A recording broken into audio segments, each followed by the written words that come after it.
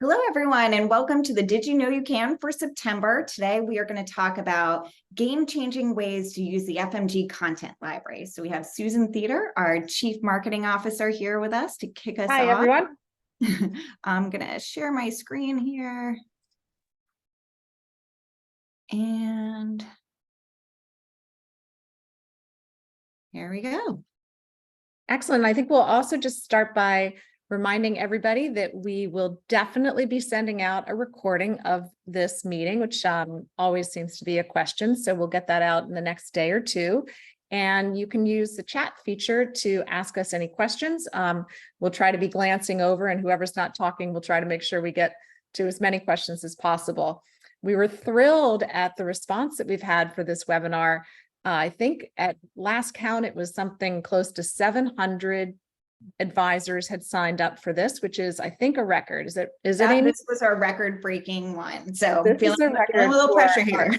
Our Did You Know webinar series, and we're thrilled that we've got this much engagement. And just thank you so much for being customers and for tuning in to learn how to leverage the platform better. And I'm also thrilled personally that content is a topic that has generated the most interest, because we have, been spending a lot of time talking about the importance of content marketing, although it is not as sexy and it is not something that has, week by week measurable results where, you start a new content strategy and you're starting to blog or email and immediately, you get 8 new clients.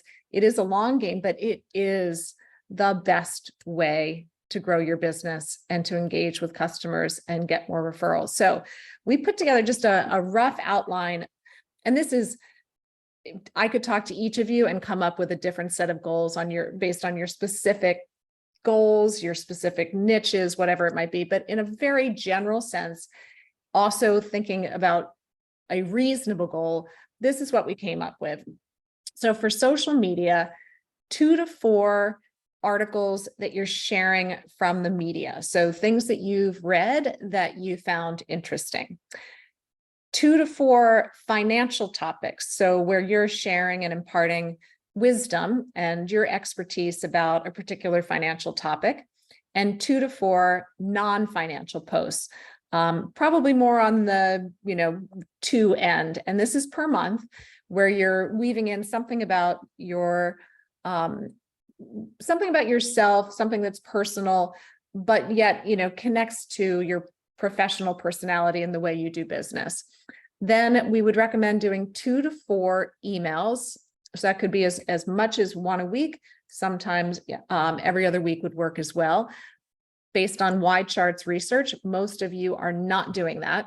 So if you are, kudos. If not, you definitely should increase the number of emails you're sending. They do not come off as spam. It is much worse to not communicate. And then blogs, 1 to 3. I think 2 is sort of a sweet spot every other week.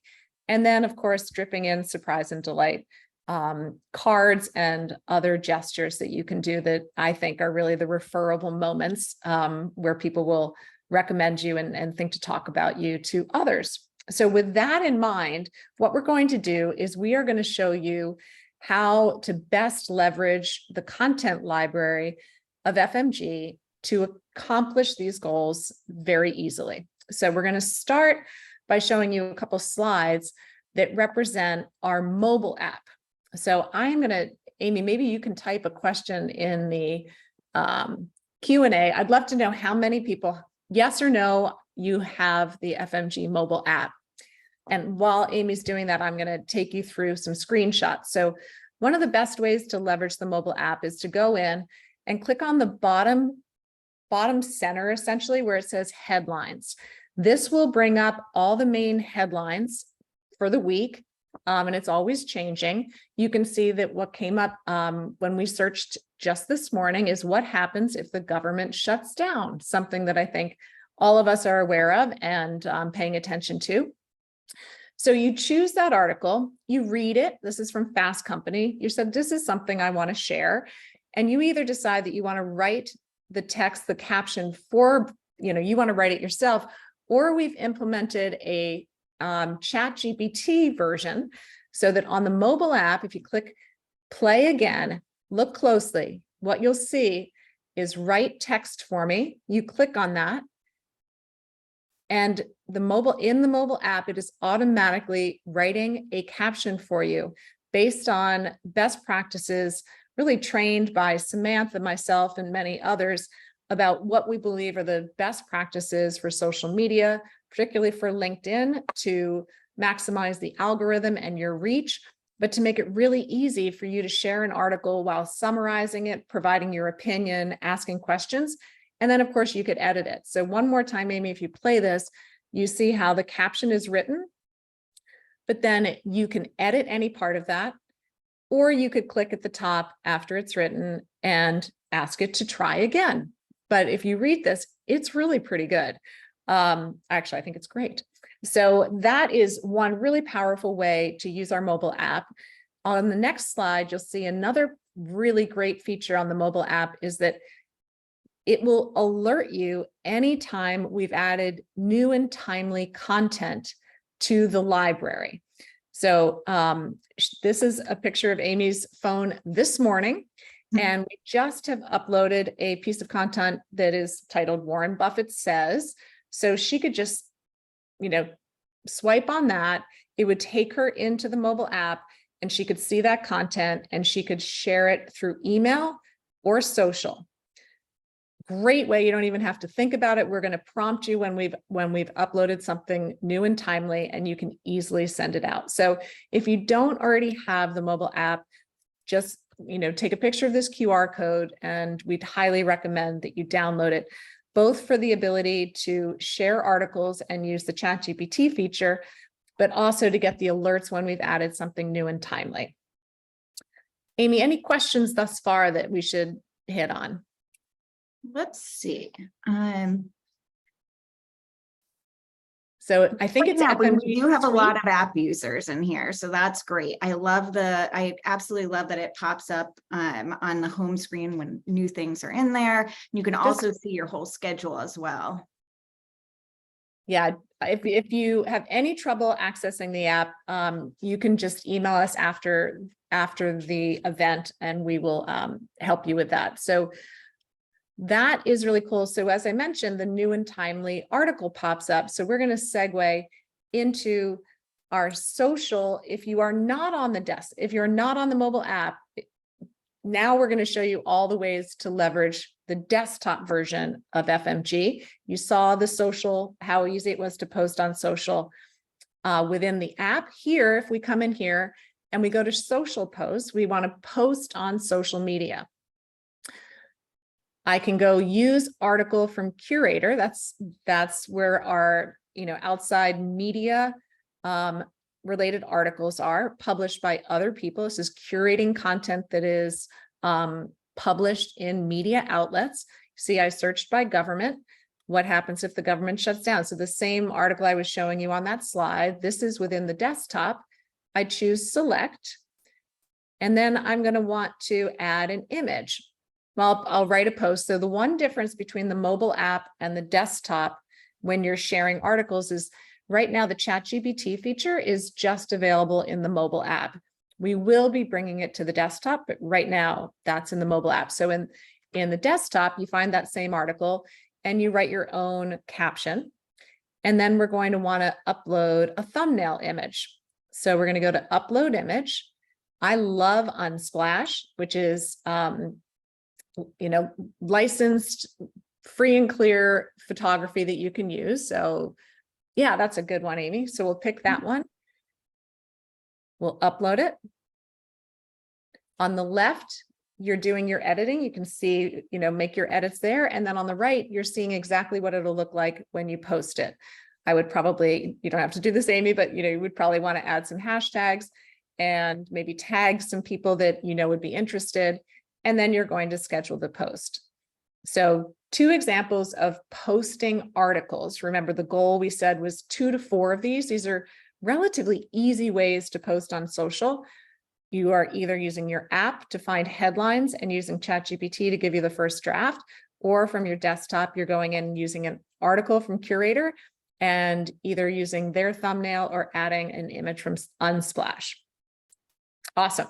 All right, should we go to the content library for Yeah, others? let's go to the content library. So in addition to sharing articles, we don't want you to just share articles, like sharing articles that are published in the media and adding your opinion is one great way. But as I said, also sharing your own expertise as well as some personal. And personal we don't have in the library. That's on you. And we'll have some good tips for you. But to find other content to share on social, go to the content library and you click on social posts. And within social posts, we'll pull this up. We're doing this real time. So bear with us with the internet. You have an audience, it always goes slower. I know, it was perfect, like on our little dry run. And if you're, so in terms of compliance, so that ChatGPT feature is really just writing a draft of a caption and you can edit it, but it is just like as if you wrote it.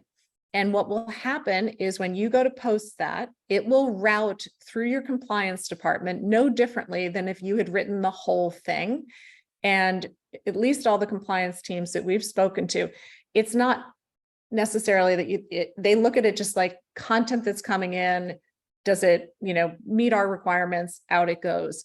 They don't really look at it differently, like, oh, well, that was written with a ChatGPT technology versus you wrote it yourself. It's a social caption and it's coming through your compliance team. Obviously, you need to follow your compliance team's policies and procedures, but it should be fine.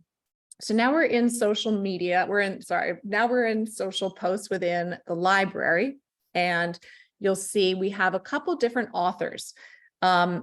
We have 3 different libraries within our FMG packages. There's Essential Marketing Library, there's a Premium Marketing Library, and there's a Do It For Me Marketing Library. If you have Essential, you won't see premium content. If you have Premium, you won't see Do It For Me content, and Do It For Me, you see all 3, obviously. I'm just going to show you quickly an example of Do It For Me content. And Do It For Me, I'll tell you more about this at the end. The difference between Do It For Me and Premium is myself and some other thought leaders at the company, we look at a month at a whole and we figure out what is the ideal content strategy for that month, starting with what blog topics do we think would be powerful and timely for that month? 2 to 3 blogs. Then we take those blogs and we version them for emails, and we version them for clients, prospects, and centers of influence. So then you've got multiple emails to choose from and ability to segment them. Then we turn those same topics into social posts, but then we add about 6 to 8 additional social posts that are financial in nature. Again, trying to go back to that original goal of how many blogs, social posts, and emails. And then we also write about 6 to 8, sometimes 10 optional social posts that are more on the lifestyle and or just more niche content. And we encourage customization. And this is where we help advisors do more of that personal content. And then we have a marketing specialist who executes this calendar with any edits or opt-ins or opt-outs on behalf of the advisor. So that's just a little bit about Do It For Me, but you can see this is a Do It For Me social post, and it does have a blog and an email that goes with it.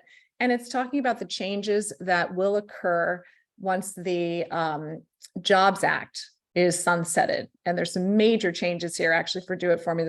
And I think for all of our content library, you'll see a lot of content on this. You could change the image and you can make edits in all of these. Now let's show you one of the just regular social posts that is available to anybody who is in Essential or Premium. The social library is the same for Essential and Premium. The only difference between Essential and Premium libraries is our automations, and we'll get to that in a bit.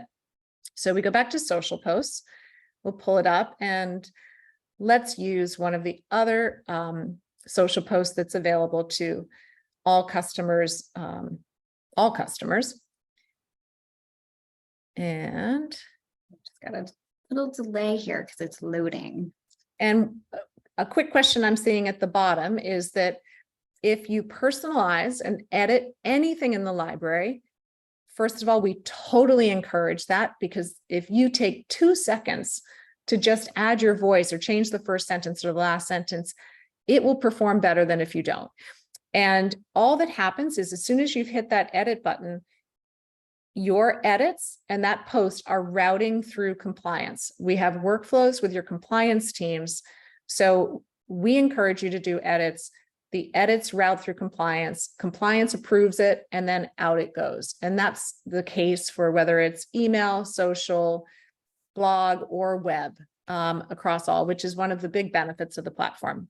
So are we having trouble We're getting having loading issues. Oh, here it goes. Loading issues. And how do you know what version you have?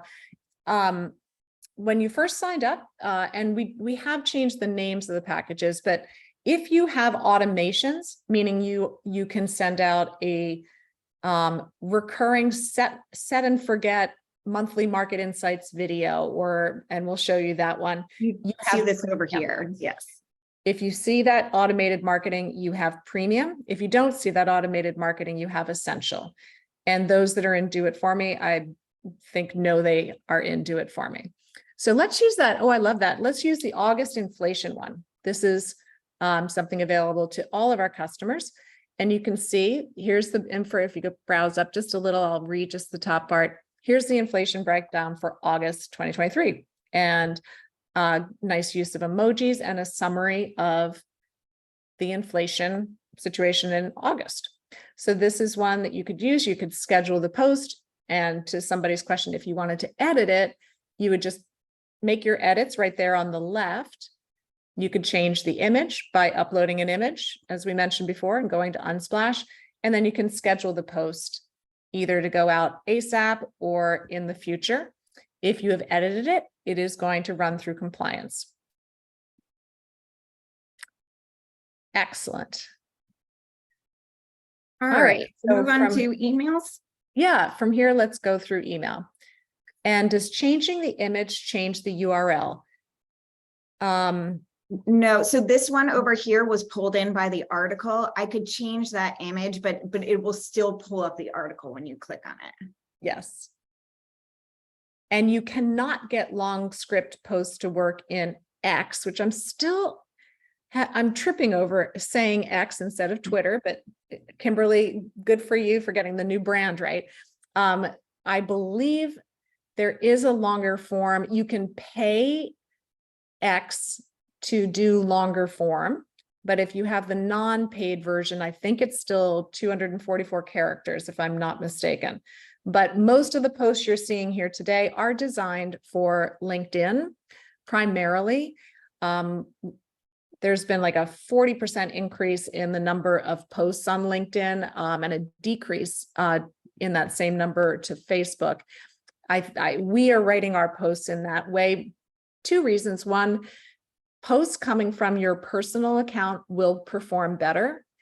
And Facebook, for most firms, you have to post from your business account.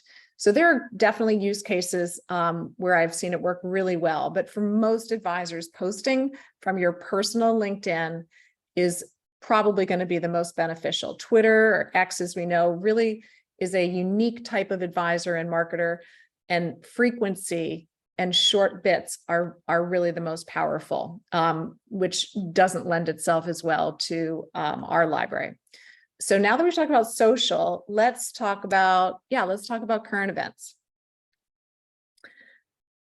So I think you saw, if you remember back on the mobile app, we showed that if you have the mobile app, you'll get an alert when we've added a new timely email, which is a big help. We get a lot of advisors saying that is game changing because you don't have to think about it. We're letting you know, which is always better. So the one that was on Amy's screenshot this morning was Warren Buffett says, don't watch, da, da, da, da. So if you have the app, you're getting alerted. But if you don't have the app, just make it a habit once a week to go into the desktop version, go into the content library, and go into new and timely, the section that Amy was just in. Pull up, whatever article, looks good to you. And this one is about Warren Buffett, and you scroll down, it's got a chart. Any of these sections, as we've mentioned numerous times, is editable. If you edit it, it will route through compliance. But this is another great way to up the number of touches you have to reach that email goal. Sending timely content has been proven to have higher open rates, higher engagement. And I know when we have great stats for Do It For Me. We write a timely email based on something that happens yesterday, let's say, or that, you know, when the Fed met, or right now with the government in potentially in a shutdown. Advisors hear from their clients saying thank you, and some as much as saying, you know, I don't follow this. I sit back and I let you do what you do, but I love that you're on top of it. It makes me feel more comfortable knowing that you're staying on top of this and sharing this information. And I read some, I don't read some, but it gives me a sense of confidence. All right. So that's another suggestion for upping your email content frequency. And you can also search by the emails here, that the newest ones will come up here. So let's take a look at those. Oh, that's right. Somebody reminded me, we do send an email out, Amy, don't we, that says the content that's been added to the library. So you don't, if you don't have the app, you're getting an email that will give you a summary.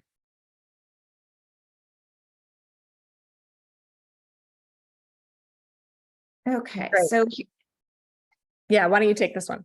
okay, yeah. So up here, you can see the newest emails that were added. If you just want to browse the library here, you can see the different authors, but I thought this was a good one that was just added on the budget bill. So again, just another way to look and a touch point to go find the newest content. And let's look at another one here, Susan. We have a Do It For Me on COIs. That was good. Let's take a look at that. Oh, yeah. Thank you for that. And again, just another nuance. Again, Do It For Me really is thinking about a content strategy that meets those goals that we set for an entire month, and looking at the content as a whole across blogs, emails, and social, and also versioning them for different segments. This is a center of influence email that went along with the social post we showed you. This is geared towards written just differently. You can see the intro, as you likely know, the Secure Act, speaking to a center of influence who would have knowledge about this, but sharing good information that keeps them informed and can be a great way to drip on both current and potentially prospect centers of influence. Right. And Susan, you already mentioned this, but editing any of that content in the library, while this is Do It For Me and we versioned it for them, you can take any piece and just change the intro or the ending to make it personalized to that audience. Yeah, and there's a question about, what type of content should I post? I thought, if I'm an insurance agent, I thought I should just post on insurance. And I think the rule of thumb is you want to post about things that your clients are interested in, and insurance can, and I think you probably already do this, insurance solves a number of different challenges or financial planning situations. And so writing about those situations, even without mentioning insurance or with mentioning insurance, just touching on those topics is really important, but also building your personal brand is important, and showing your expertise and showing things that you're interested in. So you could be sharing articles maybe about, again, maybe 2 a month on boating, if that was something that you're interested in, and tying it into, why is it a passion? Potentially there's a metaphor that connects it to what you do. But don't be afraid of not thinking product specific. Think planning, challenges that you are meeting for your audience, how you help people, using the words that they use when they come to you and say, I need help with this, or this is what's keeping me up at night. Great. So one of the things that you mentioned was coming up with 1 to 3 blogs a month. And so this is another great place to get some ideas for what to blog on. So I just went back to the emails and picked up the newest ones that are in here. And there's an option that says start blog here. So I can go in and I want to do a blog on this budget email. So I can use this as inspiration to get started. I can cut and paste this into Word and create more of a long form blog. But it's a great way to get some inspiration on topics and at least partially get that blog going. And once you've created your blog, there's different ways to repurpose that content. So Susan talked about in DIFM, she'll write the blog and then create different social posts with different key points in there or emails. You can, once you create this blog here, there's, once I would publish it, it'll give me the option to share. So I can then take that blog and not only have content from my website, but send it as an email or a social post. And going back, I'm just scanning some of the questions in no particular order. One question about long form content. You saw that the write it for me post on the mobile app was long form. You're seeing some of the examples of the posts that we're writing are long form. Samantha Russell has used this term a lot. I don't know if she coined it, but I'm going to say she coined it. Zero click content. She's studied the the algorithms for Google and LinkedIn are always changing, and she stays up to date on all of the different influences and contributions to the algorithm. And the algorithm is all about how big is your reach, how many people are going to see your post. When you have your thread and you open up LinkedIn, you see posts. Well, there's actual logic behind what's going into your post. It's not just, you're not seeing all the posts that all of your connections are posting. It depends on the quality, according to LinkedIn, of that post. And it prefers zero-click content or long-form content that does link to an article. And because it really LinkedIn wants to be a platform that is sharing valuable information to its audience. It is prioritizing content that is giving information for free that is useful. So just sharing an article without opining on it and saying why it was interesting to you, what you think about it, and making it easy for somebody to just scan a few bullets to know what was in the article. If you don't do that and people have to click to read the article, they're leaving LinkedIn. LinkedIn doesn't want that. But most of us, think of the last time you saw a social post and you clicked on the article that it was referencing. I don't know. I don't think I'm the abnormal one in terms of ADD. I am looking for somebody to tell me what's in that article. I don't really want to open it up and do a 5-minute read. So think about just making it easy for your audience to have a great takeaway from your post, and thinking about what is it that you want them to take away from this point? What is the so what to your audience? Thinking about that is really critical. And that's why those long form posts do perform better. And we are in favor of those and shifting those. But the trends are always changing. The algorithm's changing. So, we may come back in a year and it may be something different. But right now, the long form posts are what are performing better, because you're sharing information to enable the audience to glean information, to glean the so what more quickly. Well, Susan, that's why it's such a game changer, that mobile app writing the caption. We found before we rolled that out, we saw many people pull up articles from Curator and then just abandon them because they had to write the intro to it, which could be the hardest part. So definitely take that as a helping hand. Absolutely.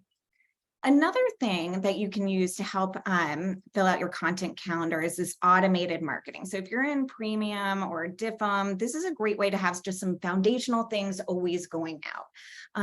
Some of the most popular are the birthday e-cards. And if anybody in the office is in charge of birthdays, they just love this feature because it automatically pulls from, if it's in their contact record, it will send them a card on their birthday, and you get, and as the advisor, you get a notification of those that are sending out.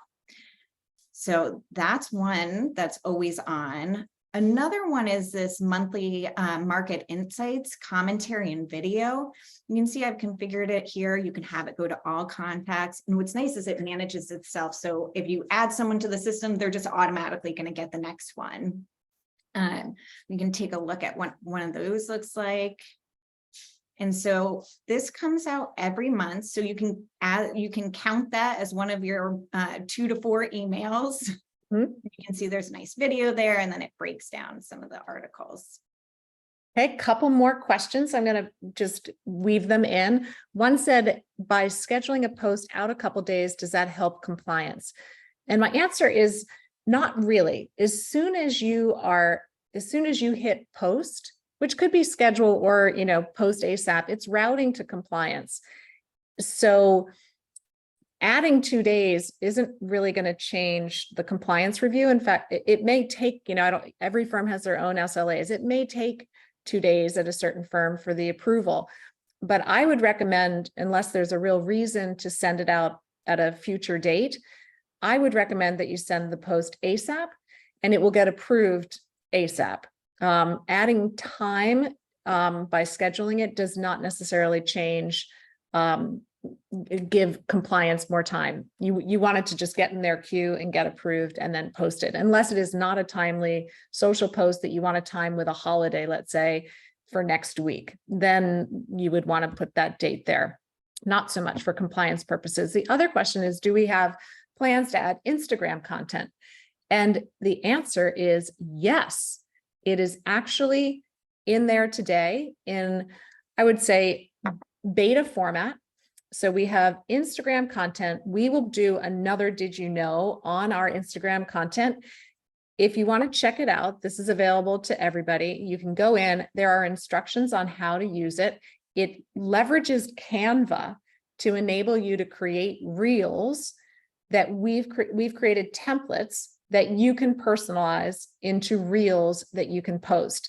It does take you, at the moment in our beta, it takes you off the platform into Canva, and then you would download the asset that you create and have to submit it to compliance separately. Future state, you would edit it within Canva and it would route and post it all within the platform. But we do have content available today that you can use, and I would definitely recommend checking that out. Yeah, and just a note on that, we do have some firms that have not approved Instagram, so they may have hidden that content. So not everyone will see it, and I believe just premium will also see Instagram, premium Okay. and DIFM. Excellent. Keep the questions coming. Amy will keep us moving into, I think next up is greeting cards, right? Yes.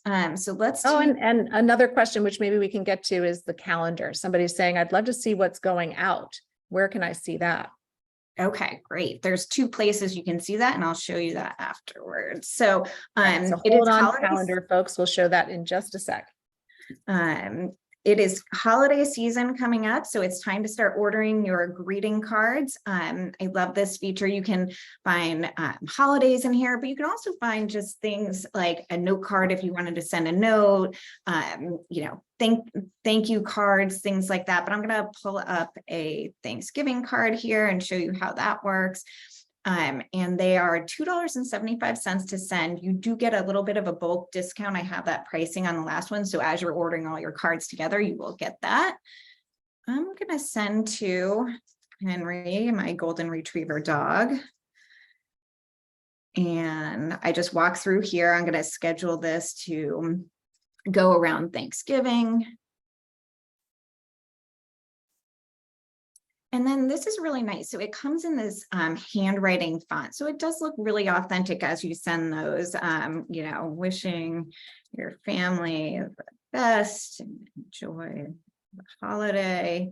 So I can add that here. And as I generate the preview. My favorite part, and I have heard this from many advisors, like, that's not my handwriting. All right. How many of your clients actually really, really know your handwriting and or will pay that much attention?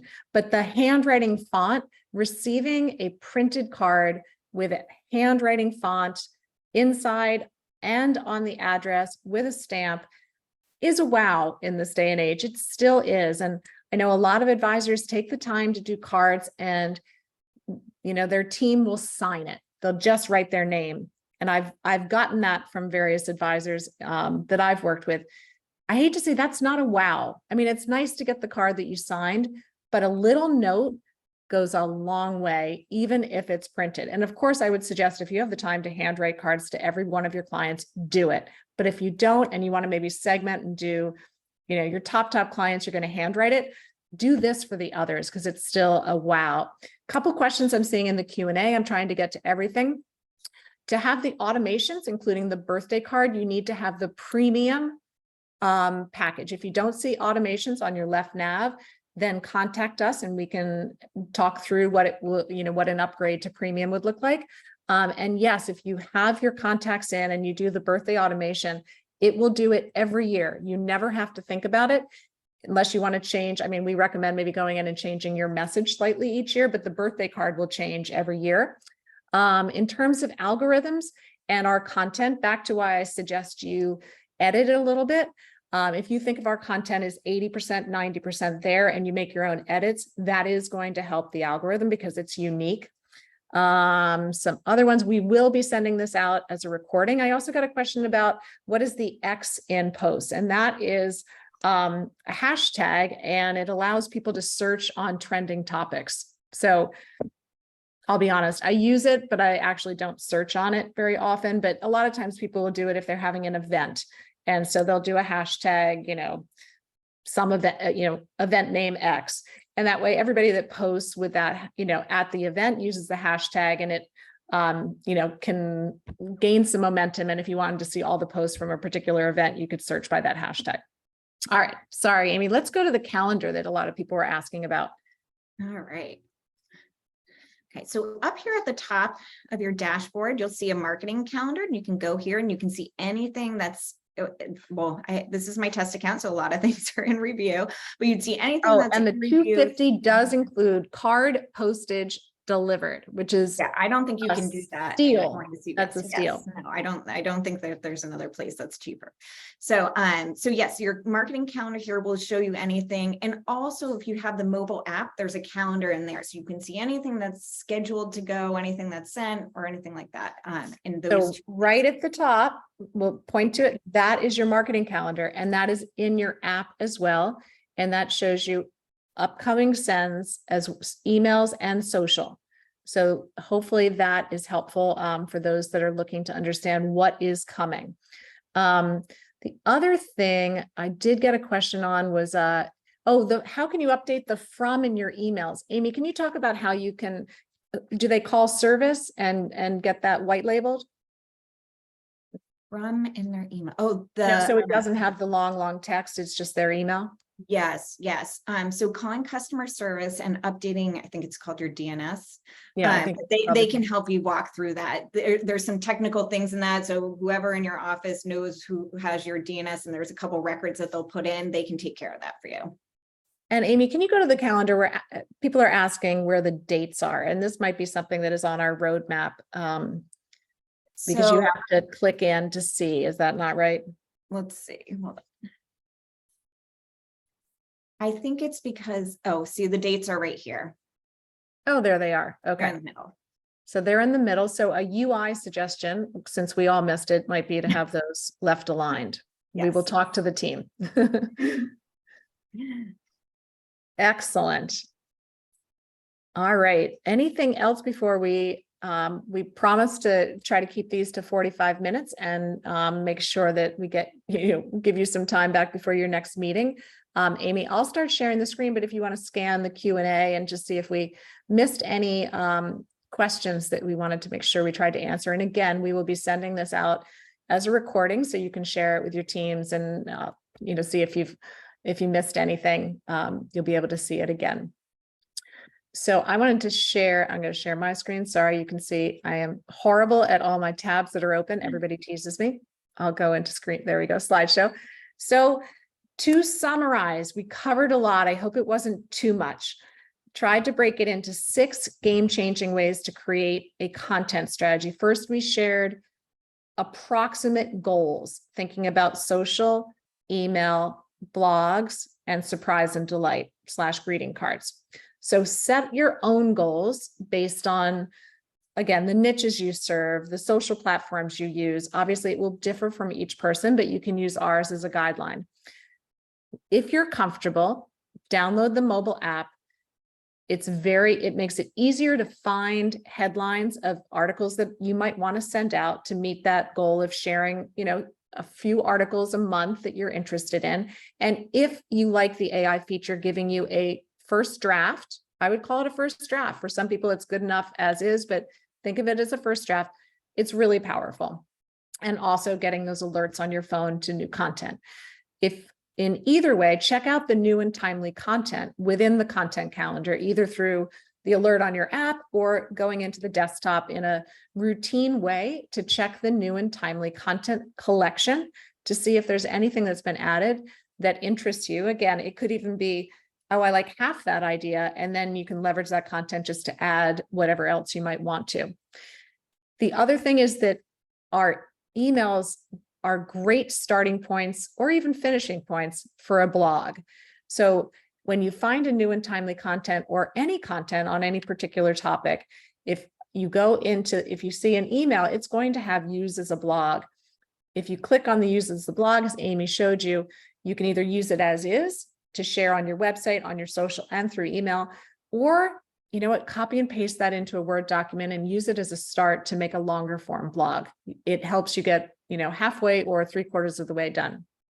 And then leverage the automations as a great foundational element for a newsletter, for birthdays, for things that are clearly one-to-many, but drive a nice touch point to help you reach your goals. And then, of course, I think surprise and delight might be one of the most important things to create referable moments. So with that, we are almost at our 45 minutes. If anybody is interested in learning more about the Do It For Me program that we talked about, or if you'd like to get automations added to your account, please book a consultation here and our team can help you. We hope that we shared some good actionable tips, as well as I was hoping you'd walk away with some content ideas. Remember, we showed you the Fast Company article on what would happen if the government shut down. We showed you the new and timely Warren Buffett. We showed you a couple other that I think you could actually consider implementing, or at least food for thought for going into the content library and looking a little bit further. Amy, anything to add before we wrap up and say thanks? No, you did a good job on Q&A, but I did get a bunch of questions. I think people are downloading the mobile app and how to log in. It is your regular FMG username and password that you use both for the desktop and mobile. Yes, and I will just sympathize that is not always as easy as it sounds, because we all do forget all of our usernames and passwords. So anyway, I hope that you walked away with at least a couple actionable ideas. We thank you so much and appreciate your business, but also your feedback. These Did You Know You Can webinars are great. We go through all of the Q&A and the chat, and we use it as feedback to help our product get better and help our communications be better. So if you have topics that you'd like us to touch on for future Did You Knows, or any other feedback, please send it to us. You can email me and Amy at marketing@fmgsuite.com. We truly read them all and are passionate about making this the best possible platform for you to look great to your clients, to drip on and convert prospects, and to build relationships with centers of influence. So thank you so much. Have a great rest of your day, rest of your week, and we'll be back next month. Thanks, everyone.